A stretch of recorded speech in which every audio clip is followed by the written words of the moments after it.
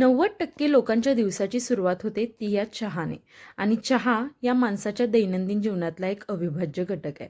आता हा चहा आरोग्यासाठी चांगला असतो का? तर गुळाचा चहा हा आपल्या आरोग्यासाठी चांगलाच असतो. तर याआधी जर तुम्ही नवीन असाल तर चॅनलला सबस्क्राईब करा आणि हा व्हिडिओला लाईक करून जास्तीत जास्त लोकांपर्यंत शेअर करा. चला तर मग व्हिडिओला सुरुवात करूया. तर चहा करण्यासाठी मी गॅसवरती पहिला हे स्टीलचं पातेलं ठेवलं आणि त्याच्यामध्ये 1 कप पाणी ॲड केलं. मी 2 कप चहा करणार आहे, त्यामुळे मी 1 कप पाणी घेतलं आहे आणि दूध जास्त टाकून मी 2 कप चहा हा करणार आहे. तर आता चहाला मध्ये पाणी जे आपण ठेवलं त्याच्यामध्ये चायपत्ती घालणार आहोत. आमच्याकडे स्ट्रॉंग चहा आवडतो, त्यामुळे मी 1 मोठा चमचा ही चहा पावडर घातलेली आहे. तुम्ही तुमच्या आवडीनुसार ही चहा पावडर टाकायची आहे. आता त्याच्यामध्ये 1 छोटं आलं खिसून टाकायचं आहे. तुम्हाला जर जास्त आलं पाहिजे असेल तर तेही तुम्ही जास्त प्रमाणात टाकू शकता. काही लोक आवडीनुसार त्याच्यामध्ये गवती चहा किंवा तुळशीची पाने देखील तुम्ही ॲड करू शकता. नंतर या चहाला थोडीशी उकळी येऊन द्यायची आहे, म्हणजे चहा पावडर आणि आल्याचा स्वाद त्याच्यामध्ये उतरला पाहिजे.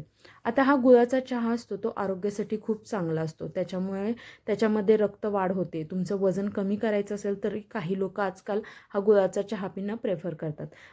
आणि मधुमेहींसाठी सुद्धा हा गुळाचा चहा आयुर्वेदिक असा सध्याच्या काळामध्ये त्याला आयुर्वेदिक चहा असा आपण मानला जातो. पण बहुतांश लोकांचा हा फुटत असतो. तर यासाठी काय करायचं आहे त्याची काही एक टिप्स मी तुम्हाला सांगणार आहे. तर या चहाला आता उकळी आल्यानंतर आपण त्याच्यामध्ये दूध टाकले. चहामध्ये सहसा गरम दूध टाकायचं, म्हणजे चहाला वेगळीच चव येते. आणि थंड दूध टाकलं तर आपला चहा जो उकळायला वेळ जरा जास्त लागतो, त्यामुळे चहामध्ये जास्त करून तुम्ही दूध हे गरमच टाकत जा. आता आपल्या चहाला ही मस्तपैकी उकळी आलेली आहे. आता काही लोक काय करतात की चहाला ही उकळी आली की त्याच्यामध्येच ही गूळ टाकत असतात, पण तसं करायचं नाही. तुम्ही गूळ टाकल्यानंतर जर चहा उकळू दिला तर तो चहा आपला फाटतो. तर मी इथे ही बाजारामध्ये सहजरित्या उपलब्ध होणारी ही गूळ पावडर वापरली. तर ती गूळ पावडर तुम्ही त्या चहामध्ये गॅस गरम करूनही टाकू शकता किंवा कपमध्ये अगोदर गूळ पावडर घ्यायची आणि त्याच्यानंतर त्याच्यामध्ये आपण हा चहा टाकायचा आहे.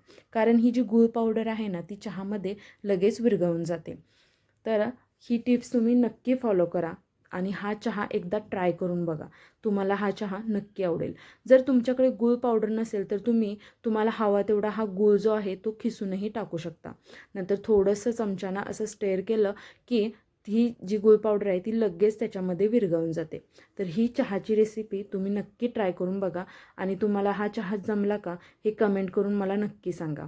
तर आजचा हा व्हिडिओ तुम्हाला कसा वाटला हे कमेंट करून नक्की सांगा आणि जर तुमच्या अजून काही मला टिप्स असतील तर त्या देखील सांगा. धन्यवाद.